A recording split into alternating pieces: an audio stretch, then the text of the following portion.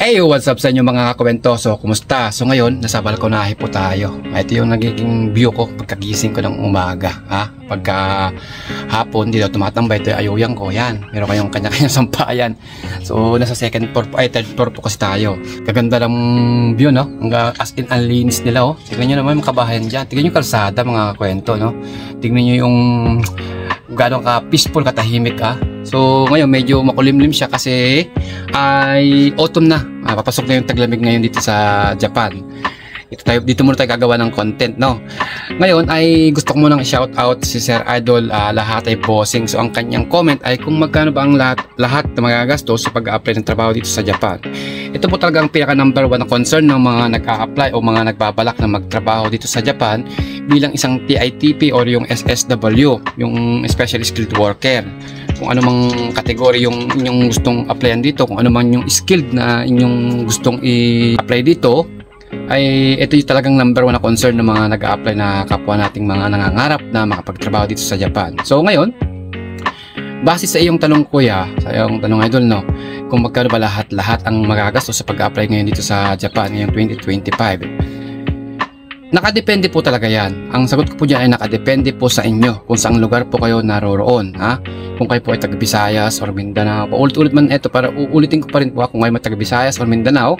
So yung ang magiging unang yung magiging gastos dyan ay syempre yung pamasahe nyo, kung magbabas man kayo, kung mag-aeroplano man kayo, kung magbabarko man kayo, kung magkano ba yung fare ng barko, yung aeroplano, yung bus, yun. So ngayon, hindi isang beses o dalawang beses o tatlong beses kayo babalik ng agency, hindi lang isa, dalawa, tatlong beses kayo babalik ng agency, pabalik-balik kayo dyan. Kasi yung syempre sa una mag-a-apply kayo, magpapa-line up kayo, titignan ng agency kung qualified kayo sa apply ninyong position o yung category dito sa Japan. So doon pa lang po ay gagastos na tayo. And then yung mga papeles, passport, NBI, ID, mga certificate, kailangan po yung mga original at mga xerox, kailangan nyo ipa-xerox at yung mga original na yan. So kailangan nyo i-provide yung mga yan. Pangatlo ay yung halimbawang ma-select kayo at mapili ng Japanese employer ay inyong titirhan sa pag-aaral ng Japanese language sa Manila man yan o kasi magaganapin yung pag-aaral ng Japanese language. Ang magagastos nyo po doon ay yung pang-araw-araw ninyo, yung gastos sa pagkain, sa board and lodging, sa pamasahe sa papunta sa school, sa gagamitin sa school na pag-aaral ng Japanese language. Yan po yung mga yan, yung mga binabanggit ko ng mga yan ay sa inyo po yan, shoulder nyo po yan, hindi po sasagutin ng agency yan at hindi po sasagutin ng employer yan. May mga agency po talaga na pinag-aaral muna nila yung tao ng Japanese language bago nila ipa-line up sa kanilang mga Japanese employer. Mayroong mga agency naman na sineselect muna yung mga aplikante bago nila pag-aralin yung aplikante ng Japanese language. Ngayon, kung ang way nyo po ay yung mag-aaral muna kayo, meron kasing ganoon merong mag-aaral muna ng Japanese language and then saka sila ipapaline up sa Japanese employer. Mas doon, mga kakwento, mas talagang gagastos tayo doon, no? Kasi mas malaki po yung magiging tuition nyo sa Japanese language kapag halimbawang pinag-aral muna kayo ng mga agencies sa atin dyan sa Pilipinas ng Japanese language, ay shoulder nyo po yung tuition fee ng Japanese language. Maliban na lang kung ang pipiliin nyo ay yung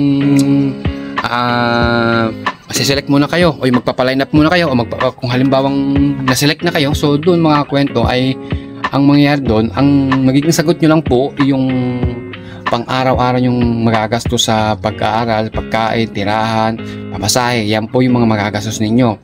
Pero yung tuition fee ay libre po yung kadalasan kapag nauna yung na-select muna kayo ng mga Japanese employer, kadalasan sa mga agency ay sinasagot ng Japanese employer yung inyong magiging tuition fee sa Japanese language, sa pag-aaral ng Japanese language. So ngayon, estimate na lang po natin ngayong, lalo ngayon 2025, so napakamahal po ng lahat ng bilihin, lahat nagtaas na, hindi kagaya sa amin noon ng way back 2020.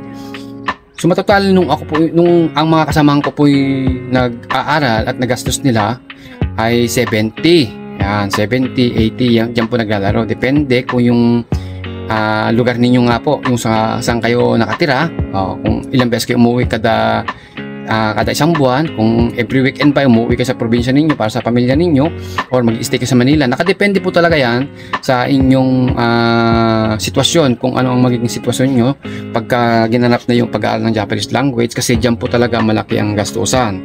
So ngayon 2025, bibigyan ko na lang po kayo ng parang i-prepare ninyong budget ba, ha? Kailangan talaga handa ang bulsa natin dito, no? Mag-prepare po kayo ng 70 hanggang 100k. Yan po yung maaari nating magastos habang tayo nag-aaral ng Japanese language. How much more kapag sinagot pa po ninyo yung inyong magiging tuition fee ng Japanese language. So medyo mabigat-bigat po yun. Maaring 100 to 150k ang inyong magiging magagastos kapag shoulder nyo pa yung tuition fee ng Japanese language. Kapag pinili nyo po muna yung mag-aral ng Japanese language bago yung maselect ng Japanese employer. So yun po yung pwede kong ipaliwanag sa tanong ni Idol Lahatay na kung magkano ba lahat. Mag-prepare na lang po kayo ng 70 hanggang 100k. So much better talaga na magkaroon kayo ng idea bago nyo pasukin ang pag-apply dito sa Japan, para yung budget ba ninyo ay naka-ready rin, para alam ninyo kung ano yung mga magiging wise kayo sa pag-apply dito sa Japan, at lalong-lalo sa paggastos, kasi hindi biro ang pag-aaral ng Japanese language, lalo kung inaabot kayo ng 3 hanggang 6 na buwan sa pag-aaral ng Japanese language sa Manila man yan o sa amang lugar yan, at kung mabayaran ninyo yung board and lodging ninyo, di ba? Magkano yung board and lodging ninyo sa kada buwan? Yun po yung mga pwede yung magastos. Pamasahe, pagkain, sa school, yun ba? Yung bang yung pag uwi niyo sa pamilya ninyo, kung uuwi ba kayong every weekend, kasi talagang pagka nag-aaral kayo ng Japanese language, mga kwento, talaga mag-stay kayo sa Manila or uuwi kayo every weekend sa inyong mga pamilya. Doon po nagpapalaki ng gastos ang mga nag-a-apply o mga nasiselect na papunta na ngayon dito sa Japan. Doon po talaga lumalaki yung gastos nila. Kasi wala lang po kaming tinatawag na placement fee dito sa Japan. Wala po kaming tinatawag na placement fee. So, shoulder po ng mga Japanese employer po kung yung tinatawag ng placement fee. Ngayon, sabi ko nga po, maghanda po kayo ng 70 to 100k. Baka sa ngayon 2025, kulangin pa yung 100k. Pero kung meron po, ito ba diskarte, no? Ituturo ko na lang po yung diskarte para kahit pa paano maka menos tayo, makatipid-tipid tayo ng konti sa gastusin talaga, no? Ang ginawa po kasi ng mga kasamahan ko noon ay hindi po sila umuwi ng every weekend. Umuwi po sila ng every 1 month ng pag-stay nila sa Manila. So doon pa lang talaga malaki yung magiging tipid mo kapag hindi kayo umuwi ng every weekend. Kung kaya nyo tiisin na hindi mo na makita yung mga pamilya sa loob ng isang buwan, much better. And then sa board and lodging, sa titirahan nyo naman po, kung halimbawa na-select na kayo ng Japanese employer, mas magandang magsama-sama kayo and then humanap kayo ng isang bahay na pwede kayong tumira, pwede kayong magsiksikan kung ilan man kayo. Kung halimbawa 8 man kayo, 10 man kayo, okupahan nyo na po yung isang bahay para kayo-kayo na lang po yung mga nag-uupa doon. Kasi nung sa ibang kasama namin, ibang kabatch namin noon, umupa sila sa labas na hindi sila magkakasama. Ngayon meron yung mga time na ibang aplikante na pagka umuwi may nawawala. So mahirap po yun. Kaya mas maganda na kayo-kayo magkakabatch o kayo-kayo mga naselect na magkakasama, ay mas magandang magkakasama na lang kayo sa isang bahay at doon ay maghahati-hati kayo sa lahat-lahat. Halimbawa, kung mayroong taga-probinsya sa inyo na willing magdala ng mga gulay-gulay na medyo mura, o di ba? Malaking tipid po yun kasi bibili niyo sa Manila lahat ng kakainin niyo sa Manila. Diyos ko po, lalo kung mag-restaurant pa kayo, umaga, tanghalian, gabihan, restaurant, ako po, lalo kayo madidiin sa gastusan kapag ganyan ang gagawin ninyo. Kaya yung kaming magkakasama nun ay ang ginawa namin, kung sino yung mga taga-probinsya, siya yung nagdadala ng gulay. Mas malaking tipid po talaga yung ganung diskarte. Tapos kung halimbawa walking distance lang po, kung kaya yung lakarin ng 10 to 15 minutes or 20 minutes, lakarin nyo na lang po yung school, yung paaralan hanggang sa boarding ninyo para laking tipid. Kasi kung mamasahe pa kayo araw-araw, diba? Ngayon, sa bisyo naman po, ito mga kwento, no, konting advice lang. Sa bisyo, naku po, ito po ay iwasan nyo muna yung pagbibisyo sa habang nag-aaral ka ng Japanese language ka talagang, lalo sa Manila, pagka ganyang may bisyo at lalo na sa pag-iinom, no, hindi ko naman sa kinuha yung mga may bisyo. So, para bang isantabi muna natin yung ganyang mga vices, no, kasi unahin natin yung pag-aaral ng Japanese language is importante yan. Ngayon, kung sabihin yung mga kwento, no, kagaya ng sinabi ko, isantabi nyo muna.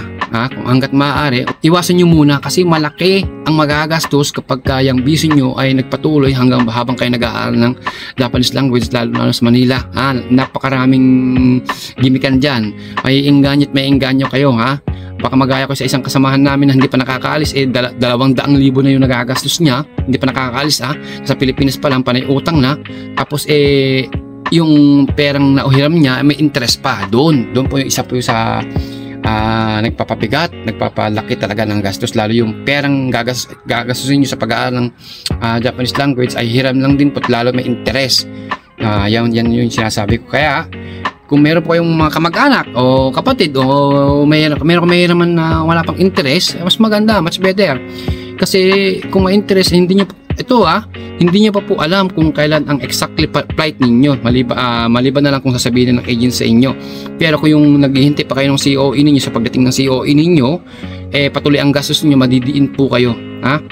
Ito pa, kung halimbawa man kayo po ay merong kamag-anak dyan sa Manila o saan man gaganapin yung Japanese language, kung maaaring makisuyo muna kayo na makitira o makisiksik muna kayo o magtiis muna kayo sa malit na bahalkonahe na habang nag-aaral ng Japanese language, so mas magandang kung meron tayo matutuluyan kasi malaking bagay po yun, lalo sa renta ng bahay. So yun po yung mga maaaring yung magastos o maaaring mangyari sa inyo habang kayo nag-aaral ng Japanese language. So sa mga nag-a-apply, dapat nakaready yung inyong mga bulsa dito sa pag-apply dito sa Japan, no? Wala man kami tatawag na placement fee, pero yung nga po ang isa sa mga dahilan na nagpapalaki talaga ng gastos dito sa pag-apply sa Japan ay yung pag-aaral ng Japanese language. So yun po yung pwede kong i-share, maipaliwanag kung ano-ano nga ba ang mga dapat pagkagastusan sa pag-apply dito sa Japan. Yun po yung mga pwede kong maisabi sa inyo, ma-share sa inyo para kahit paano magkaroon po kayo ng idea na So, paano? Hanggang sa muli, ako si Kuya Marban at ito ang Margab Experience.